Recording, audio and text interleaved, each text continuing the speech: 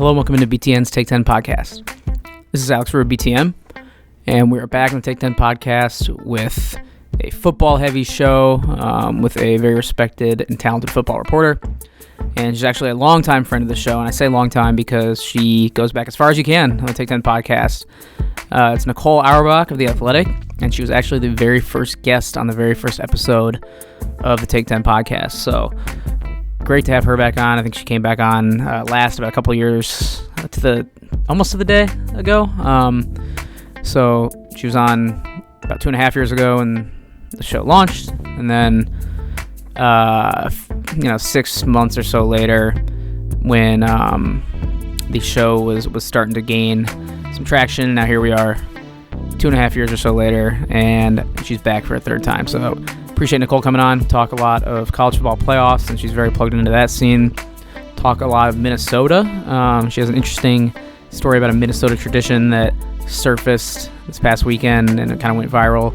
And we get into that a little bit. And also we talk about a Veterans Day post or piece that she wrote for The Athletic about Pat Tillman. So very cool set of topics that we got into with Nicole.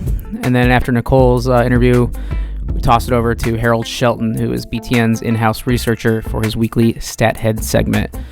If you're not familiar with the show, Harold comes on pretty much every week during football and basketball season to go behind the numbers of Big Ten football, Big Ten basketball, and he's especially valuable during this busy time of year when the sports are overlapping and big games are going on in both of them. So first up is Nicole, and we'll get right to her. It's the Take 10 podcast discussion with Nicole Auerbach. It starts right now. I am very pleased to be joined by recurring guest, Nicole Auerbach. She covers college football for The Athletic. You can follow her on Twitter at Nicole Auerbach. And she was the very first guest on the very first episode of the Take 10 podcast. And then she was last on again around 2 years ago. So, Nicole, welcome back. Yeah, good to be back. Glad it's still thriving and alive and all that. You can take some pride in that, that we're still going. I'll give you definitely a healthy slice of the credit there. And today the timing worked out really well because Minnesota was just featured on a national broadcast this weekend, which meant they had the Skycam and all that, which meant that the dramatic gopher on the video board was shown prominently to a national audience and went viral. And you happened to pick up on this earlier than this weekend because your story, which was aptly named The Rise of Dramatic Gopher, came out about a month ago. So can you fill the folks in on what Dramatic Gopher is in case they didn't see it? And then I just got to know the level of satisfaction you had that you kind of got the scoop on all of it. So you did see it in the game against Penn State because they did kick facing west, which is where the video board is. So an opposing team needs to kick a field goal in that direction for it even to happen because it doesn't happen every game. And basically, it's a video that you've definitely seen somewhere on the internet. It's like there's like a dun dun dun like dramatic music, and then it was titled Dramatic Chipmunk on YouTube. And there was just the people in the video team of Minnesota in the athletic department back, in 5-6 years ago. They were just thinking, what can we do that's creative? And what's different about the in-game experience, something fun. And, one of their guys said, well, what about this video? It kind of looks like a gopher. What if we played this? And then you pause it so that it's like the guy's glaring at you before the kick because you can't have anything moving. And just use it as like a field goal distraction. And just, it's a funny thing for the fans. And so, now it just is a thing. It's just part of it. People are convinced now that it is a gopher. And they're calling it Dramatic Gopher, and it's hilarious. Like, I love those little things about college football that you can do that, like, you can't necessarily do in professional sports where people are, there's a lot of money at stake, and it's all very serious, and in college, it's a little looser, it's a little more fun, there's quirky things, and this is one of them, and you're right, it was during the broadcast on Saturday, he did make the kick, but I do think that they track the percentage of misses based on going into the Dramatic Gopher side. Yeah, the most, I think, unique and creative, besides the Dramatic Gopher field goal distraction, was I was at an Ohio State game in college, and the video board zoomed in on the kicker's face, like really, really close. And if I was a kicker, that would just be so unnerving to like look up at my own face up there. I agree. It would work for me. It would absolutely work. But yeah, you mentioned, kind of digging into this and getting the jump on this story. And you talked to some people in the Minnesota Athletic Department, and it's kind of become your thing. You uncover what you call the traditionally weird stories, like you said, that are kind of unique to college athletics. So when did you start trying to do this series, and what are some of the favorite things you discovered along the way? Yeah, I came up with the idea over the summer. And again, part of it's just I love those weird things about college football, and there's so many strange rivalries and trophies and traditions that are, very unique to certain schools or certain leagues, certain places, certain people, certain players. And I just thought it would be fun to share those. I think those are the things that we love about college football. We also love debating and arguing about things, but we love those elements because people's attachment to their colleges is different than their pro teams and different to other things. So I pitched it. My editor was like, let's do it. It came up with the name Traditionally Weird, and it's kind of been all encompassing of all that stuff. It's, there's a tradition where Michigan State players on their walk to the stadium, they flip pennies at the statue and, at the Spartan statue. And I was like, well, why do they do that? And it turns out, they're thinking it's good luck, like when you throw a coin into a water fountain, like the Trevi Fountain in Rome. And so little things like that to, if you beat your rival in a certain way, like at Syracuse, you go down to this one pizza place and you flip a banner and the place goes nuts, and all of these very unique things that people love. And this week I'm doing a story about there's a Division II rivalry in Arkansas where the two teams are literally across the street from each other. So they get dressed and ready, and then they walk across the street to play the game. And it's super cool. And I didn't know anything about that until a couple months ago. And someone told me, hey, this would be worth looking into. And so that's actually been the coolest part, because once I started doing it and people understood what the series would be like, I started getting emails and ideas and all these things pitched to me all the time, because everyone's got something that they love or that they've seen and they've wondered why or how, and they're like, hey, you can go investigate this. Yeah, you answered my next question. I was wondering if you're getting overwhelmed with pitches now, and and I was wondering, obviously you notice some of these people, like the girl crocheting in the stands. Have you ever been able to not track a subject down? Has there been someone who's so elusive and mysterious that it's kind of like the the person out there that you're searching for but you can't find? The black sheep? No, I mean, the girl who was crocheting at the Kansas game was really hard to track down. She was not super active on social media. I mean, usually, and I've gotten asked this a lot about, kind of those people who go viral during games. Usually they acknowledge that it's them, and they ESPN will tweet things out, and all the major networks will, and then people are tagging the person or saying, oh, I know that person, it's so-and-so, or that person's retweeting things. And she wasn't doing any of that. And, it was really hard to track her down. So this is how it happened. I spent a few hours digging on Twitter and all sorts of advanced search things to try to find her. Because also I did know, it was crocheting, not knitting. So I knew that she would specifically know that. So I was digging and digging and digging. I found one tweet where someone mentions, hey, I know that girl. She lives on my hall, and she knits and crochets things for homeless people. That was it. No name, nothing. And I was able to find the organization that she had started. I didn't know she started it, but I found the organization, Warm the World, that they were, they're knitting things and donating them to homeless people. So I cold emailed the group. And I did not know that she found it, but it went to her. And so she responded and was like, hey, that's me, blah, blah, blah, blah. Here's my personal email. And that's how I tracked her down. That was very difficult, much harder than it is to normally find someone who goes viral. Yeah, very on brand that the girl crocheting alone in the stands is off the grid. So. Yeah, yes. Awesome that you tracked her down, though. And, we started the show talking about Minnesota, and now that we can transition to a little bit of actual football talk, before we do that, definitely check out the rest of Nicole's Traditionally Weird series and all the other good stuff in The Athletic. But let's transition to some CFP talk now, because the rankings came out Tuesday night, and Minnesota jumped 9 spots to number 8. Ohio State fell 1 spot with LSU's win over Alabama, so the Buckeyes are now number 2. Just want to get your overarching thoughts on the playoff rankings, the second edition, and anything you came away with from the movement in Tuesday's rankings. Yeah, I mean, I think no one was really surprised that Ohio State split to 2, and I think everyone's fine with that. I mean, you go on the road and you win a game like LSU did at Alabama, and sure, like, be number one. I think everyone's pretty confident that we know who the 2 best teams are in the country this year, and it ultimately doesn't really matter who's 1, who's 2.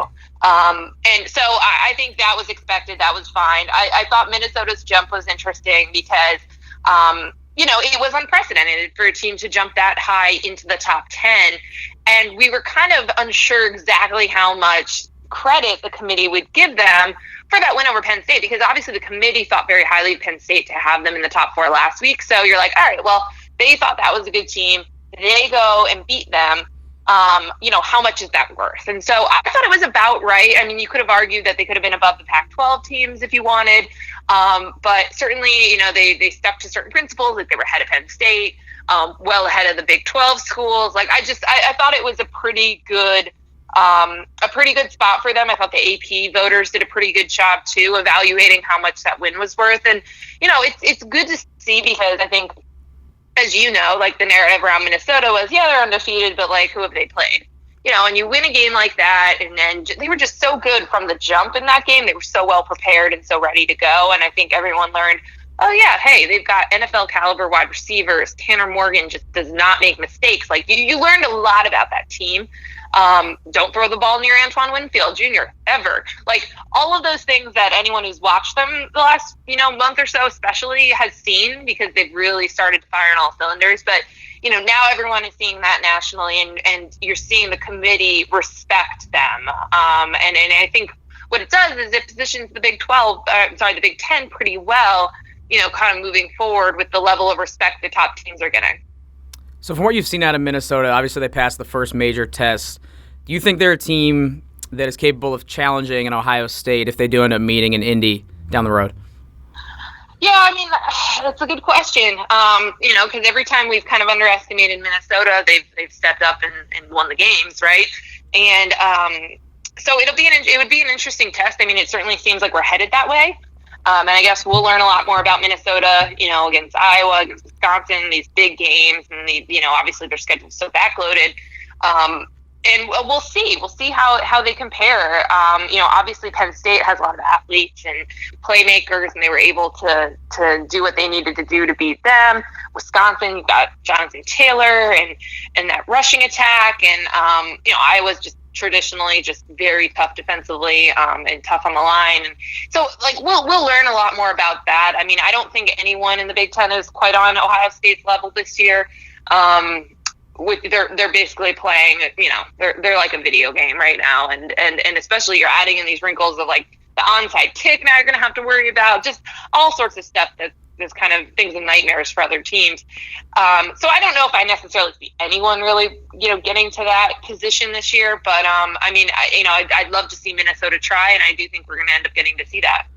One more question about the CFP rankings. It seems like everybody has a gripe usually. The committee is a easy target, and rightfully so. Do you have any major complaints, not even limited to the Big Ten, but with anything that you saw or any of the processes that you heard from the committee, or any of their explanations from Tuesday?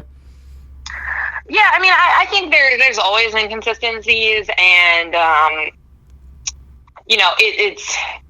it's interesting, because it sort of seems sometimes that they pick the teams, and then they have to figure out what they're going to use to justify that particular team, and it changes from resume for this one, eye test for that one.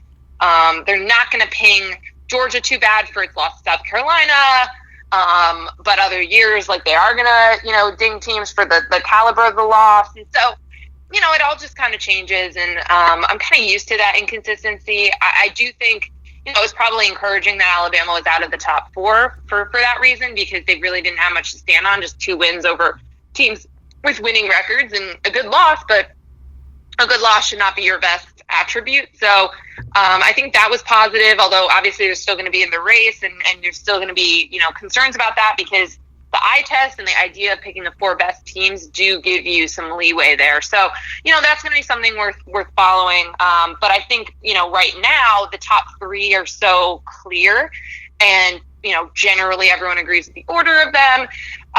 And so I think that really helps when you're kind of evaluating everything else. And you see a lot of teams, especially in the 1-loss range, that are going to play each other. So you're kind of not too worried about things working themselves out at this point. But in a couple weeks, that could all change. Since we've talked so heavily about Minnesota, it's kind of fits in the narrative that it's been a rather non-traditional year in the Big Ten. Indiana's ranked in the AP poll for the first time since I was born. Illinois has won 4 in a row and is doing it in pretty much ridiculous fashion. So do you think programs like Indiana and Illinois have kind of lasting power beyond nice stories this year? Yeah, I think, Indiana is a great story, great team. And it really just seems like, they're not going to be in position to maybe win 9 games or whatever it might be every single year. But I think that program really knows who they are and what they are and what's realistic and what's a great season. And when you're, in that division and, you're going to have certain gains and opportunities, like, what is manageable and what's great. And I don't think you're not like thinking, oh man, like we should be able to go to the Rose Bowl every year. It's just, it's the program and the athletic department and coaching staff that really just embrace what they are. And I think, they've improved where they needed to be. I thought I think Peyton Ramsey is just an incredible story this year, and not transferring when he loses the quarterback job and being there when his team needed him. And it was such a luxury. And I've told Tom Allen this, it was such a luxury to have 2 quarterbacks, 2 starters, basically, for much of the year, in so rare in this day in college football. So they're just a great story. And I think, you got to think that they can continue to attract skill players offensively. Like, that is a fun offense to watch, and it's got to be super fun to play in. They've got some great receivers, and it's going to be interesting because they've got, 2 marquee games coming up. I think they could possibly win one of them, and they're going to have that platform, down the stretch run of the season, which, we're not used to saying for Indiana. And Minnesota is so young. This is, PJ Fleck told me, they got 12 seniors, and 80% of the roster is freshmen and sophomores, and like they're just starting. And schedule lined up a certain way this year. It's going to be more challenging next year, certainly, but all the key players, they're going to lose a couple of seniors, of course, who were playmakers for them. But the core of the offense and the defense will be back. And so you've got to be pretty confident, especially after signing that extension, signing PJ through the extension, just about what this program can be. And I think, in the West, there's a lot of opportunity, especially with Nebraska down right now. And Wisconsin has loosened its grip on winning the West every single year. So I think, there's definitely, a lot of energy and a lot of positivity around that program, and thinking, this is something that can be sustained, just considering how young all of the core players are. Yeah, and you mentioned, Indiana's next 2 games. That's kind of the final test for me, is like they've proven they can win consistently. They still have to win that big game, and that's kind of been the challenge throughout, their return to respectability. Penn State coming up Saturday, Michigan next week, and it's kind of that final hurdle. I want to keep it in the East real quick, because you went to Michigan. Keep an eye on that program, obviously, with your coverage. And they've looked a lot better as of late, crushing Notre Dame a couple weeks ago. That challenge with Ohio State will always loom in a few weeks, and then they have Indiana coming up. Do you think we've seen a real turnaround this season, or do you need to see more out of Michigan before you buy in? I think there has been a turnaround, and it really, something changed, in that second half of the Penn State game. I don't know if this is a team. We're going to spend the next few weeks talking ourselves into, can they beat Ohio State? Can they win the game? Right. But I don't know about that. I still, I really do think that the Buckeyes are on a different level. And but I do think that Michigan has improved. And this is a team that a lot of people wrote off after the Wisconsin game.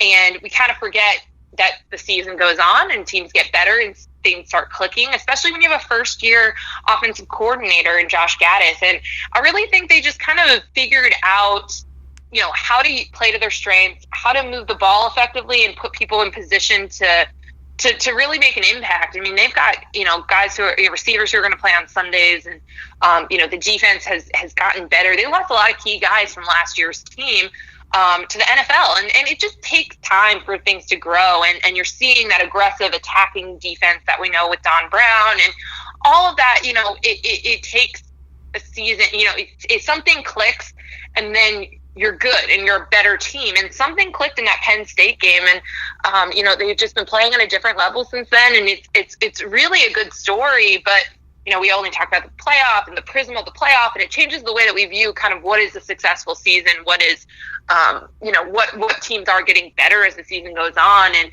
I know it's Michigan, and you do want to be competing for playoffs. You do want to be talking about beating Ohio State and things like that. You don't want to just be happy with they're the type of team that can get better when the season goes on and finish, second in the East or whatever it is. But these are positive signs moving forward, because again, a lot of people wrote off, including myself. I mean, the Wisconsin game was really alarming, just how thoroughly dominated they were in every phase. And so I think, it's good to see that all of this stuff is coming together. And again, not terribly surprising with a first-year offensive coordinator that it took a few games to get in the rhythm and to get this offense flowing where they're able to move the ball. I was really impressed by what they did against Notre Dame, particularly in the weather that they were playing that game in. But I think that could be a turning point, for this team, because those are the types of games that they have struggled in the Harbaugh era, even though that one was at home. Yeah, well said. And I just want to shift gears one more time before I let you go, Nicole. You did a story that aligned with this past Monday on Veterans Day about Pat Tillman and the Tillman Scholars. So I was hoping you can kind of get into the research that went into that and some of the impactful stories you uncovered through Tillman's widow and the foundations that have kind of sprouted up in his name. Yeah, absolutely. So obviously everyone knows the story about Pat Tillman and, his background as a football player and deciding to serve the country and being killed. And one thing that has been, kind of cool to me, because I didn't know much about the scholarship and the foundation, was that, this impact is ongoing. And it's funny because, you see retrospectives about Pat's life and about that impact. I knew that Arizona State and the foundation did a Pat's run every year on the anniversary of his death to honor him and to make sure that people don't forget his legacy. But it was really just interesting to learn about the scholarship program and how they find these incredible veterans or spouses of people who've served in the military to provide them with financial resources to go back to school. And it's a lot of people who are involved in policy and, really impactful things. There are people who are fighting the opioid epidemic in Philadelphia, gun violence and mental health, and they want to support mental health for veterans and all of these things. And then there's also a high school teacher and high school football coach who's really impacting the daily lives of his students, and a woman who is a nurse and a nurse practitioner in an oncology world, pediatric oncology, and just these really just impressive people. And there's so many of them. There's been hundreds of them since the foundation started, and it's just a really cool network, and it's just a great way to again continue to build on his legacy in the future and in the present, and not just 15 years ago when he died. It's not like his impact stopped. And everyone really talks about kind of that idea of being selfless, being part of a team, and just wanting to do something different with their lives. And that's really what Pat was. And so it was really an honor to get to talk to them and to learn about the foundation and all of that, because there are not that many places, and this is something that they all said, there are not that many opportunities where there's scholarships for veterans and for people to do the types of work that they do. And so to have that support and to have that network has been really cool. And, they do a summit every summer, and it's in Chicago. So I think I'm going to try to crash it and just feel like the least successful person in the room next summer. That's going to be my goal, I think. Yeah, definitely encourage everyone to check that piece out from Veterans Day. Like you said, a lot of really interesting stories and cool people. One that struck me was the boy whose dad was killed as a interpreter for the U.S. Army in Iraq, and then now he's serving and is a scholar, and just an unlikely and really cool story that you were able to uncover there. So check that out. And one more time, I want to shift gears, Nicole, before I let you go. because you're on the air with us on BTN on Mondays, I believe. I'm off on Mondays, so we don't really cross paths around here. But I'm curious, do you get any days off since Monday kind of backs up into the past weekend, and then you're kind of in the blender the rest of the week? Do you get any days off, or are you on the New England Patriots kind of no days off grind type of year? No days off. No days off until I do some work in basketball season, but it's a lot lighter than it's been in years past. So, basically when the college football playoff is over, can get a little breather. So it's just, it's that time of the year where it's just everything is going, firing on all cylinders all the time. And we love it, right? Like we get to do this for a living. So it's pretty fun. It's exhausting, but it's pretty fun. Yeah, I think the first episode we talked about the comparison usually got to Aubrey Plaza, Parks and Rec. So yeah. I assume there's no time for any shows these days or any Netflix series you're able to squeeze in since you have no days off. No, but I am going to eventually meet her. That is a goal. That is a life goal. It's going to happen someday. You got to loop it in with a traditionally weird series somehow. Yes. That's the marriage of it all. Celebrity doppelganger who probably doesn't watch college football. Like, that should be the story. All right. We'll put it on the bucket list, the 2020 goals. New year, new you. Yeah. All right, Nicole. Thank you so much for taking the time. Thanks for being I think, 3-time guest now on the show. Really appreciate it, and we'll be following your coverage as things really heat up here in the last month of the year. Awesome. Thanks for having me.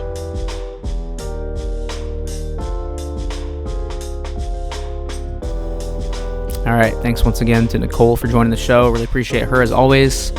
And cool of her to come on during such a busy time of year and talk about not only the nitty-gritty of college football, but also the lighter side as well, and the more impactful side with the Pat Tillman story. Very cool article that I encourage everyone to definitely check out if they have a subscription to The Athletic, and if not, consider signing up.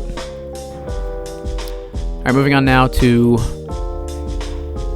the Stat Head segment with Harold Shelton. Harold's our BTN researcher, as I alluded to at the top of the show. A guy who knows the ins and outs of Big Ten football and basketball at a high level.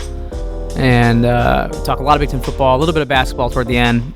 And with Harold being a Michigan State grad, we got into some of the more somber topics of Michigan State athletics with what happened this past weekend with Cassius Winston dealing with a tragedy, his brother passing away unexpectedly, and also Charles Rogers, former Michigan State football player who was Harold's age, also passing away the next day, this past Monday. So we ended the show with Harold's very insightful thoughts on some tough topics, but also got to the lighter side of sports as well with some behind-the-numbers analysis of Big Ten football and hoops. So, jam-packed episode.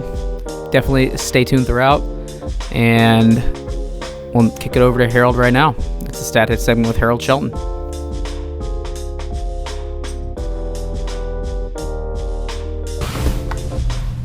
All right, very pleased to be joined in some brand new digs by Harold Shelton. Harold, we're in the new studio right now.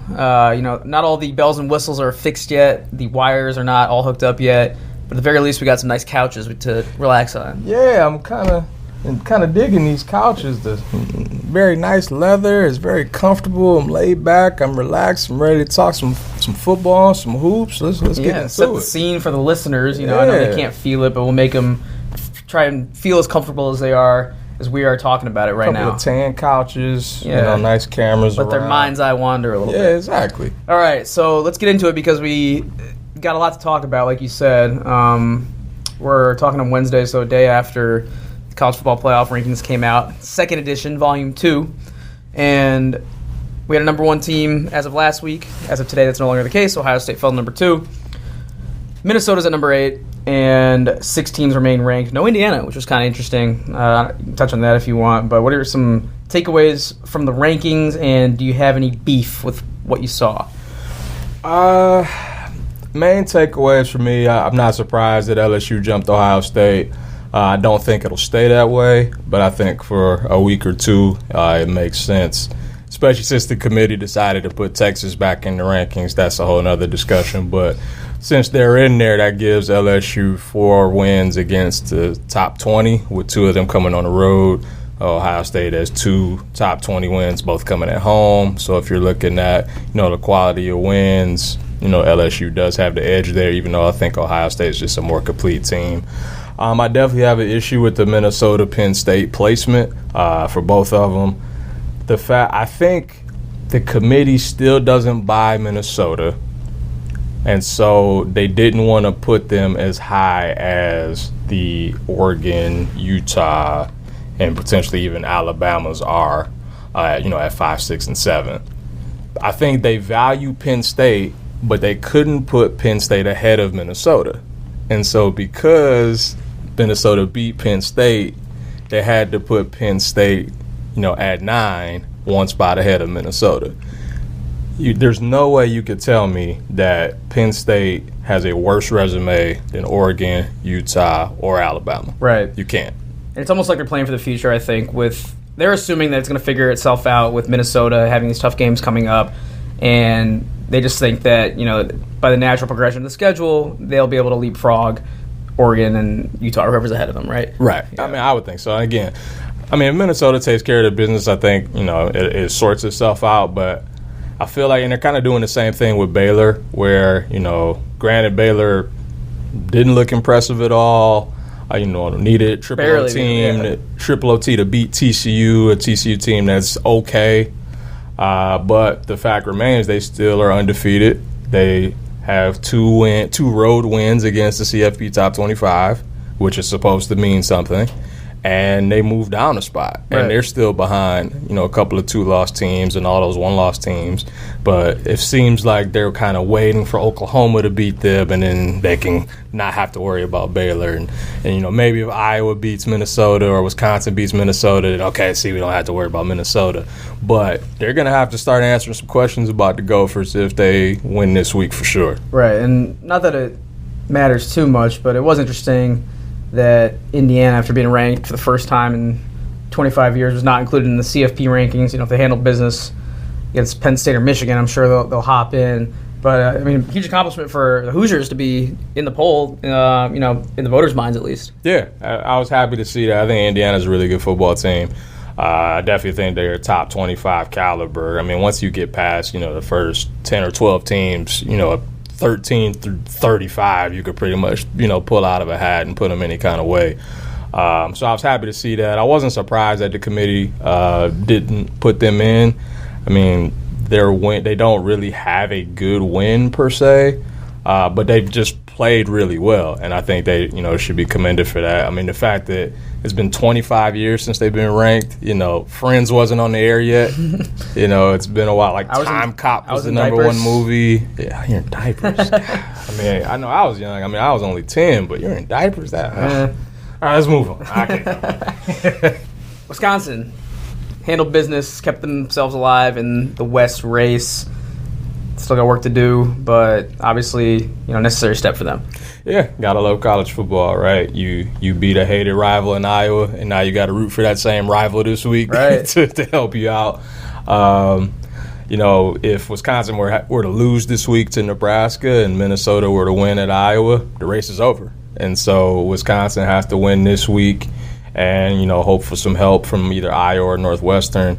The way Northwestern's look this season, it seems that Iowa's probably their best chance of being able to have that axe game be a winner-take-all. Right. And so, they obviously have to take care of their business. But if Minnesota wins that Iowa game, they might be rowing to Indy. And I know Wisconsin doesn't want to do that, doesn't want to have that happen. So they'll be rooting for Iowa.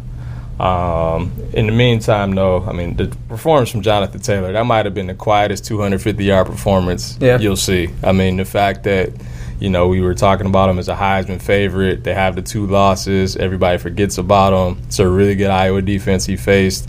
The most rushing yards by anybody against Iowa this century. Like the fact that, he's going to break Herschel Walker's record for the most rushing yards through the first 3 seasons in college football is pretty special. Yeah, it was such a wild day of college football.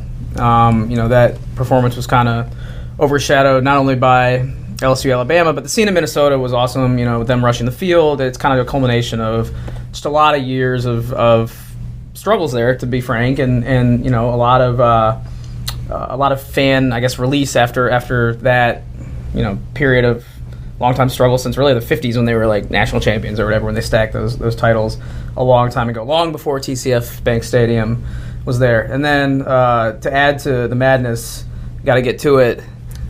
You knew it was coming. And for those who don't know, listeners who aren't familiar, I'm an Illinois grad.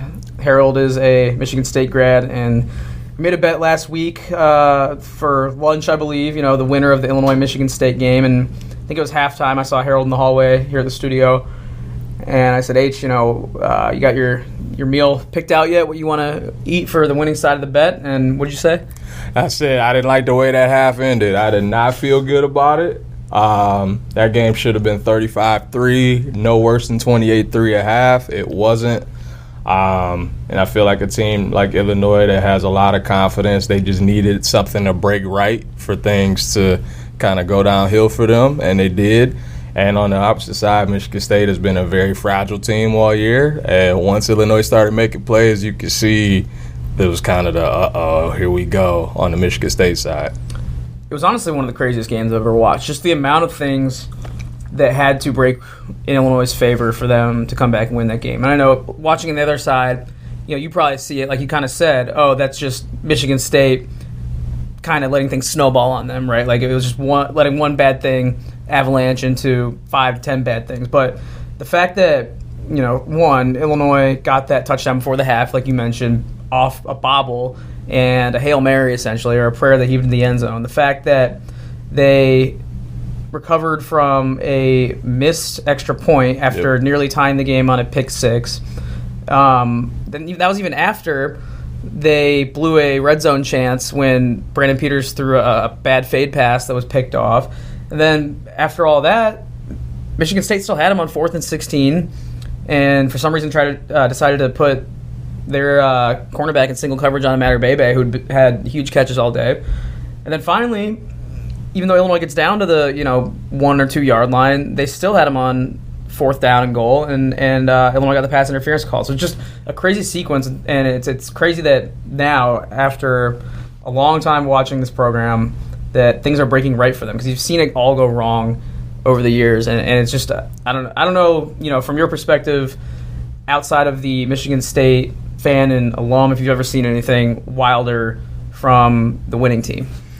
So Michigan State was involved in, I'd say 2006, they were involved with the largest comeback in college football history, and it was one of those where when the first couple of plays started to go their way, you saw the other team kind of turtle a little bit. Right. And all it takes is belief.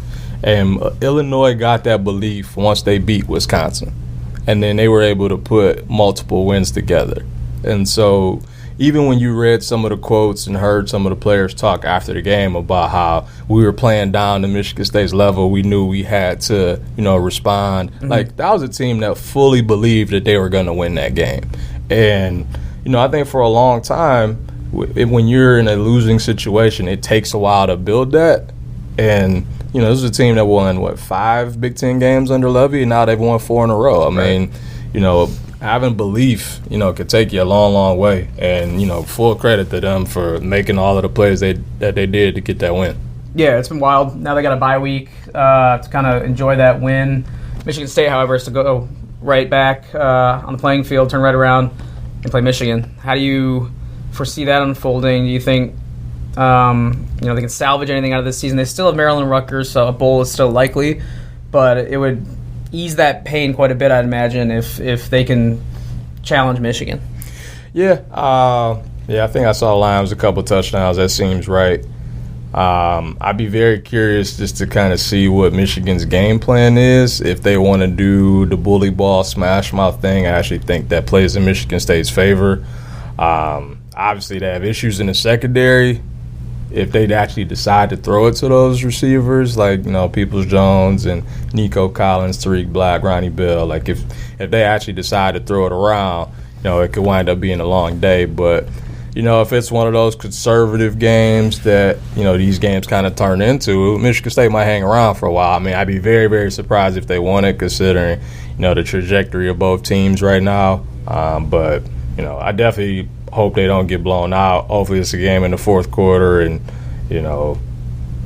they get a bounce, turnover, something like that can, tip the scales. But can't say I'm too confident going into this one. Are you confident in Indiana's potential to finally knock off a highly ranked team? It's been a while, and they've got that top 25 ranking in the AP poll. They've got a 7-win season with potential for a lot more, but they still haven't really beat that boogeyman of conquering top 10 to 15 teams. So how do you think they handle Penn State? Do you think Penn State bounces back? What do you see out of this matchup?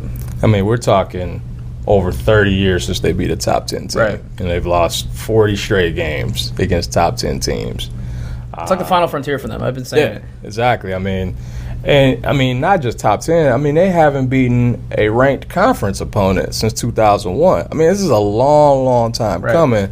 And granted, Indiana wasn't good in a lot of those seasons. And then, more recently when they've been respectable, they've just had a hard time getting over that hump. Even the Michigan State game, Michigan State was 25th at the time.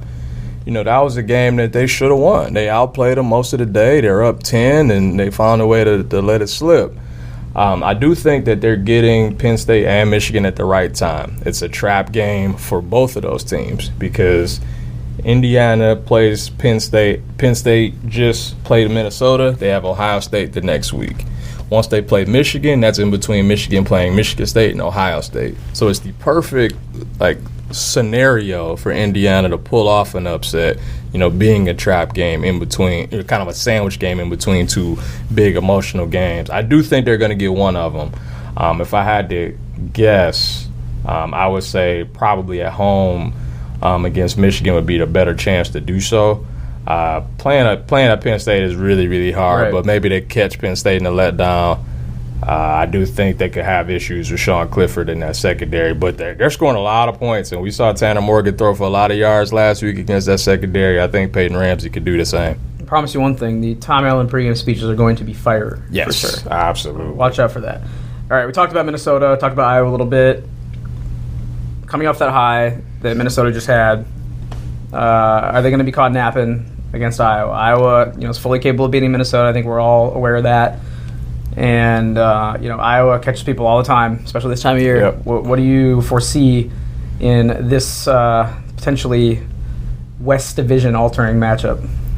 And I know this is going to sound crazy, but I think it would be more impressive if Minnesota won this game than it would have the Penn State game. And the reason why I say that is because of the reasons that you mentioned. Everybody's talking about how great they are. Mm-hmm. Everybody's been kind of waiting for the shoe to drop. Iowa at Kinnick, we've seen undefeated Michigan go down there. We've seen Ohio State go there after beating Penn State and get their doors blown off. Penn State, right? Yeah. After the J.T. Barrett ridiculous comeback, Ohio State riding high, Iowa drops double nickel on them. It was a Michigan State team in 2010 that was undefeated, went there and got pounded. And so, that's a really, really tough place to play, especially in November. I think the beauty of it for PJ Fleck is that Iowa's favored. And so he could say, hey, look, you're undefeated. You just beat Penn State. They still don't believe in you. They still think that you're nothing. And that's the perfect motivation for him to get those guys grounded. And, they pretty much know if they win that game, they're going to Indy. And so I'd be very, very impressed if Minnesota can wind up putting together, back-to-back wins over ranked teams, which hadn't happened since 2005. Yeah, you and I have seen it up close, especially interacting with some of those athletes at their summer practices. But they buy in fully now to what PJ Fleck is preaching. Yep. And if you don't believe it, watch the post-game locker room speech that PJ Fleck gave. They are all intensely locked into what that man is saying.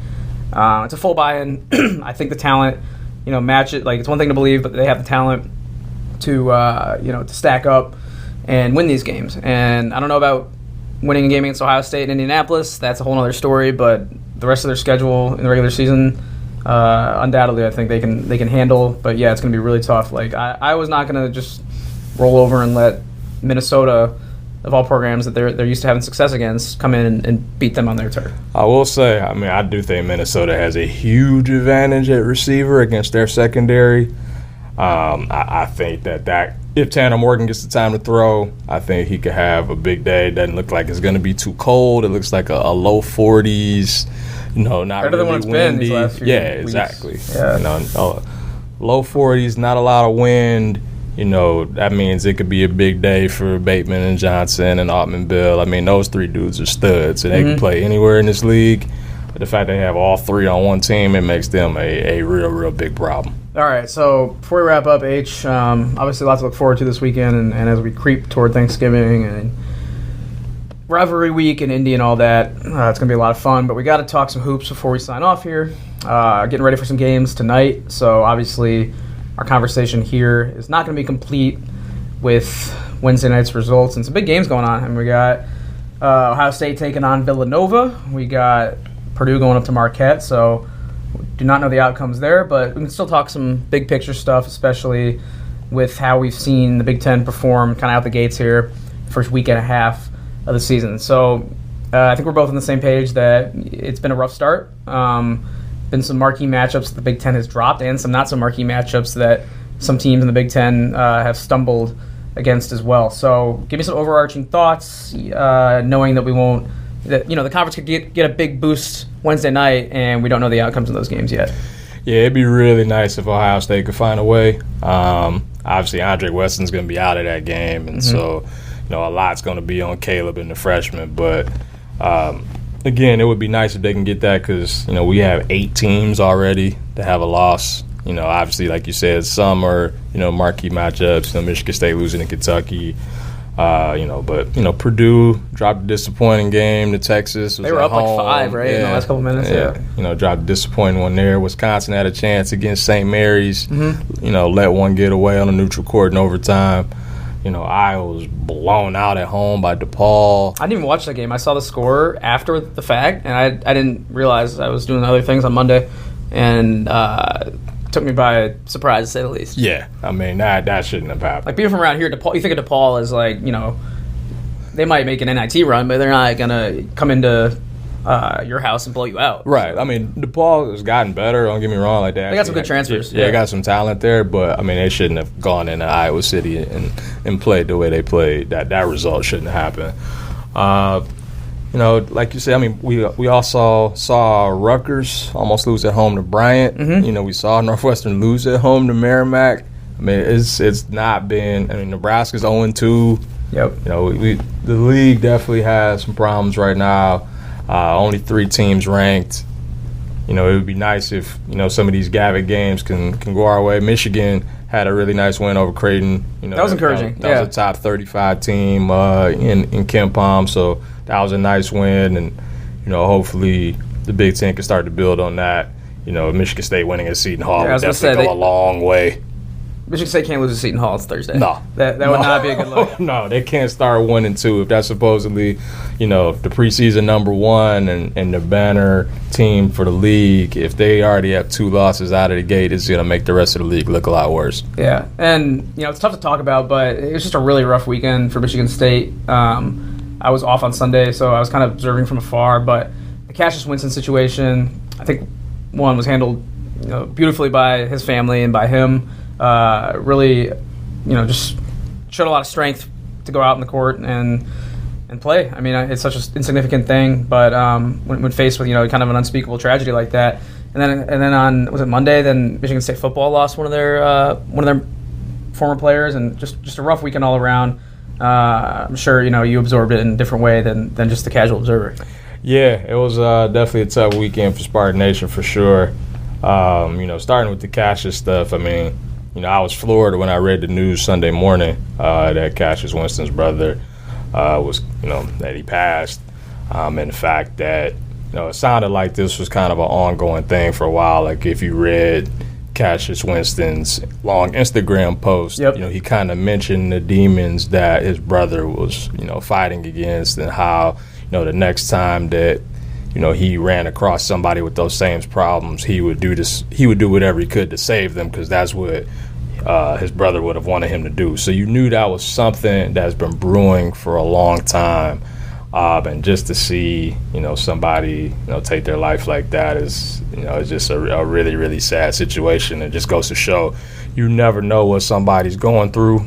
And, it was just tough. I thought, BTN did a really good job with, capturing all of the emotion, from Izzo, from Cassius, from the players. I thought everything was really well done there. And then, the Charles Rogers stuff, I was a guy, I went to college with. We were there at the same time.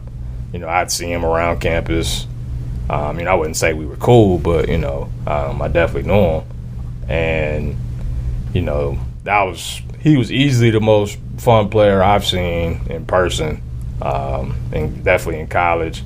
I don't know if I'd say all of football, but he was right up there. I definitely have my Charles Rogers jersey for sure. That the catch against Notre Dame is one of the best I've ever seen. Really, really tragic that he kind of wound up with the Lions, and I think a lot of his boys who were hangers on, kind of got him in bad situations once he got hurt.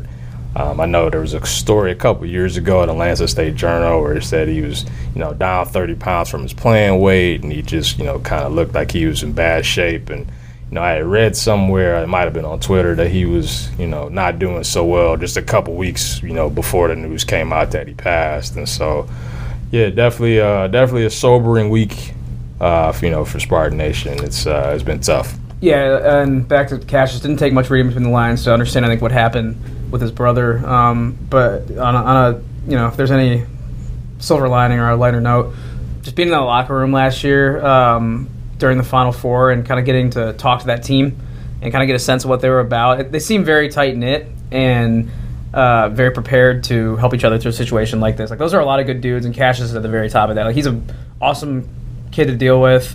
Seems like a really grounded, humble dude, and I hate to have that happen to anyone, but most of all, someone like him. Yeah, exactly. I think Izzo pretty much alluded to, like, basketball has been their whole life, and the three of those brothers are thick as thieves. And so the fact that, he was going to play was a little surprising, but then once I read more about it, it was like, oh, this makes sense. Like, basketball is kind of their escape. This is kind of their safe place. The fact that once shoot-around was over, it was Winston, the younger brother, and the dad off to the side, just shooting around like they've been doing it for years. Kind of that normalcy, yeah, right? Exactly, just doing it for years and years and years. What I wonder with Cassius is, you get that boost right away, but once the funeral happens, once time passes a little more and people kind of forget that you're going through this, you still have to deal with it. Sure. And I know, like, when my father passed, that's how it was for me. You get all of the condolences, and then everybody goes back to their normal lives, and you still have to deal with it. How does he deal with that, December 5th, December 20, whatever, you're on the road, and it hits you. And everybody's like, oh, what's wrong with Cassius? And it's like, he's still grieving, like, that just doesn't go away. Well, what was it? I remember Nick Ward had he told his story on the BTN Journey show. It was his mother that was sick, right? Yeah, he was going back and forth to Columbus, like, after practice every day, like, right. 4 hours both ways or whatever it was. And nobody even knew he was dealing with it. And obviously basketball pales in comparison to a situation like that, but his play was suffering, and like you said, didn't tell anyone. So. Right. I mean, that's the thing. It's just, you just never know what somebody's going through, how they're going to deal with stuff. I mean, he seems to have a really strong support system with his father, with his brother, with his Michigan State family. His teammates, those coaches, they all seem to, be looking out for him and, always there for him. Just the stories I've read about how tight the Winstons are with just the family in general, like how the brothers were always in the locker room, no matter what. We saw them a couple weeks ago when the brothers' schools, the Albion school came to play Michigan State. They were posing at Breslin Center. So. Yeah, but I mean, it's crazy. Like, you go through Twitter and you see, Miles Bridges talking about how great of a guy he was, and how Jaren Jackson said the same thing. I mean, those guys, those brothers were just always around the program. It was like they went to Michigan State even though they didn't, because they were around so much. And so, it definitely seemed to impact, everybody that came across them. And, obviously, wish all the best for Cassius and his family going through this. Yeah, absolutely. We'll end it there on a somber note. Obviously, best wishes to Cassius Winston, like you said. And, we'll get back at it next week in the revamped studio, talk some more football as it rolls along, and obviously more hoops, and maybe we'll be talking about a little better performances across the board from the Big Ten. Hope so. All right, man. Sounds good, man. Looking forward to it. Yep.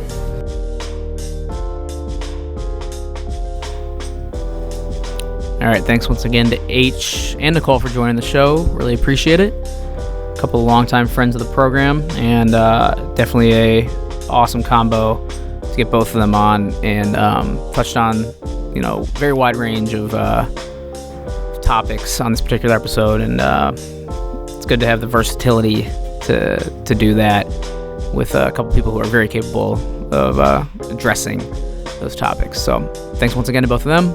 Thank you as always to Wes White, who produced this show, and to Julie Bronder, who produces many of our shows. So always appreciate the producers, and I always appreciate the fans out there and listeners who, whether it's your first episode or your 124th, I think we're on 124. Appreciate you tuning in regardless. So thanks a lot. Quick reminder, you can subscribe if you haven't already to the show on iTunes, or it's called Apple Podcasts now, Google Play, Podbean, or on Big Ten Network's YouTube channel. And be sure to leave a review and a comment if you like the show. All right, we'll keep it moving into next week as we keep grinding through a tough and busy part of the year, but wouldn't trade it for anything. It's a blast to have college sports to watch each and every day, and we'll keep the content coming at you week in and week out here on the Take 10 podcast.